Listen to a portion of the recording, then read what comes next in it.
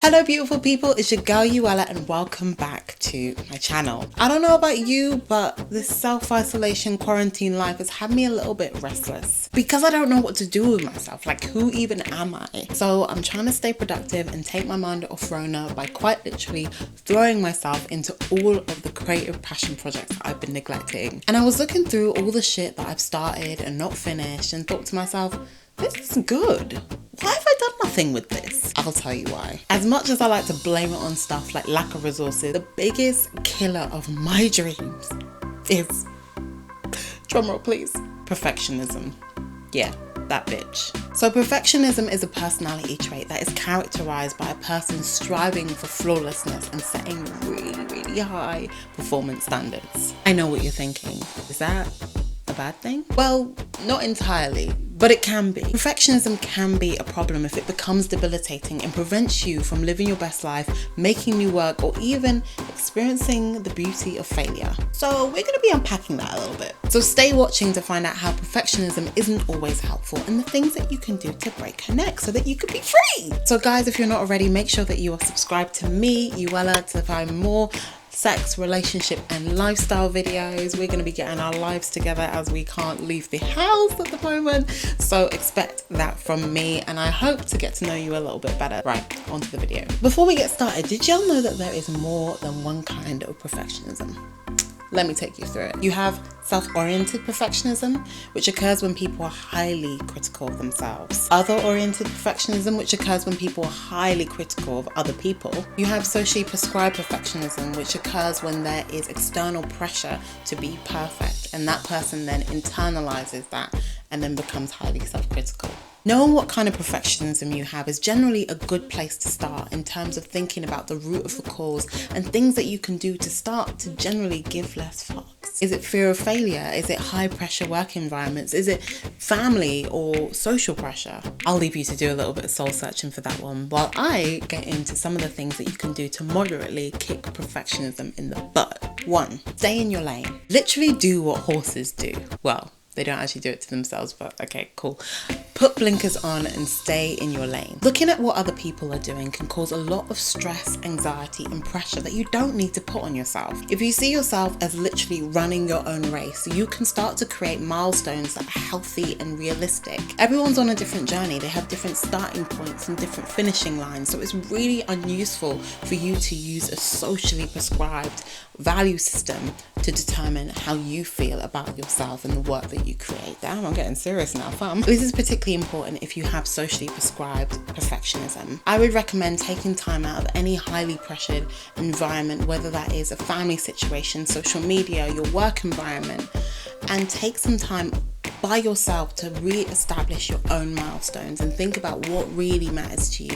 What is your idea of success? One of the things that we're starting to realize now with Rona and everything is that actually a lot of things that we thought mattered don't actually matter. They're not that important. So this is a brilliant time for you to get back to the fundamentals, get back to basics and think, actually, what does make me feel fulfilled? What does give me a sense of achievement and success? And then start from there. 2. All the world's a draft. See everything as a draft. When you create and put out a new thing, I'm really sorry to break it to you, but there will always be iterations or room for improvement because nothing is perfect. Never will be. That's kind of the beauty of life, right? Start reframing the conversation to include it as a draft or something that you're working on that you want to share with people. Things start to be a lot easier and the stakes start to get lowered dramatically. Y'all, I'm not telling you to put out shit work. I'm just telling you to reframe the conversation in your mind so that you don't always see everything as high stake, high pressure, has to be perfect. If you see it as this is something that I'm working on, this is something that I want to share with the world, it just feels a lot more chill, fam. It's like in maths when you have to show you're working out. Sometimes the answer isn't always the most important thing. It's about how you got there. So share your work as you go along, share your journey, document your process, create an archive of your development. Not only will this be great for you to look back on and reflect on and see your progression, but it will actually be an amazing resource and tool for other people. 3. Be realistic. Create small and productive goals that are realistic in your time frame. Start small and be generous with the amount of leeway you give yourself. This is particularly useful for those who have self-oriented perfectionism. Instead of making goals that are centered around the main product, create goals that are built on addition. I want to build on this, or I want to develop that skill, or I want to explore this area. Instead of I want to make this, I want to put this out, there's a lot of steps involved in that, and you actually want to say, I want to take it down a notch. I want to make it more simple and easier for myself, and easier for me to just tick things off the list. When creating goals, give yourself time to rest, give yourself time for learning. Like, learning is such a big part of the creative process. Be easy on yourself.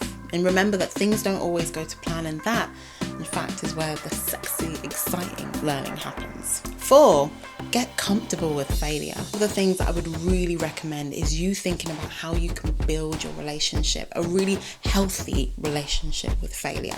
Just like perfectionism isn't all bad, failure isn't all bad either. We live in a world of grey. One thing that could be really helpful is creating a failure journal. This will give you space to reflect on things that have gone wrong and the lessons that you've learned from it. Start to replace feelings of guilt or inadequacy with feelings of curiosity and learning. It will start to help you create a more healthier relationship with failure as a whole. Give yourself more opportunities to share things that you're working on or things that you're grappling with. Get a support group or a steering group that can really help you and give you advice, and get a mentor. And just having vulnerability is a big part of failure, and being open with that vulnerability is one of the biggest gifts that you can give yourself. Ask yourself, what does failure look like to me? What does it feel like? And interrogate that. Build from that.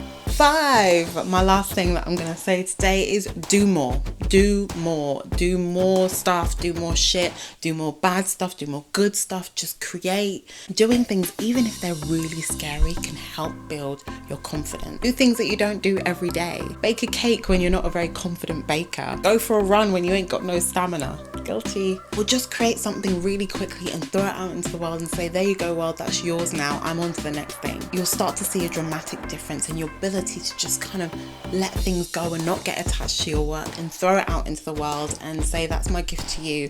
I'm going to make something new. So guys, thank you so much for watching another one of my videos. I hope you enjoyed it. It was been a pleasure. So I hope you found these useful, and I can't wait to see you in my next video. If there's any work that you go on to do or make because of watching this video, please tag me in it. Drop a link. I want to check it out because I would love to see what the community are doing from. Please do check out my other videos. I know that you'll love this one, and this one I think you should watch next if you can. I've really enjoyed doing this with you. Please give me a little subscribe so that we can get to know each other a little bit better, and drop me any requests for videos that you have in the comments because I would love to hear them from you. Take care guys, stay safe, wash your hands, and I'll be back with another video soon. Bye.